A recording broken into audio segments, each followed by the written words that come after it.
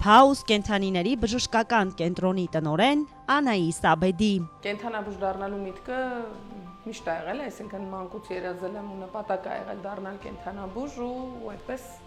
ստացվեց, դարձա։ Ուսումնասիրելով մեր շուկայում եղած կլինիկաները, շատ մեծ ցանկություն կար, որ չլինենք կրկնվող կլինիկա, որովհետև կլինիկան որպես այդպեսին շատ կար արդեն։ Մեզ մոտ կենտրոնում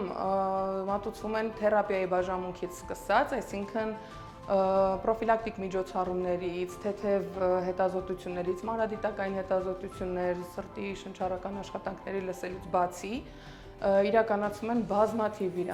վիրահատական միջամտություններ, մեր վիրաբուժարանը նաև շատ հագեցած է, ունենք շատ հագեցած լաբորատորիա, նաև դոպլեր ռեժիմով աշխատող սոնոգրաֆիայի ապարատ, ուլտրաձայնային հետազոտության համար,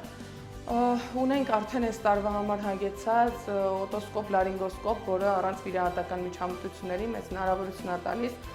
փոքրիկ տեսախցիկի միջոցով մտնել կենդանու քթի խոռոչ կամ բերանի խոռոչ եւ հեռացնել այն բոլոր օտար մարմինները, որոնք որ կենդանուն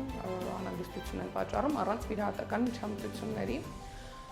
Ունենք ամբողջական առանձին ստացիոնար բաժանմունք, որտեղ խնամք եւ դեղորայք են ստանում մեր արդեն ստացիոնար բուժման կարիք ունեցող կենդանիները։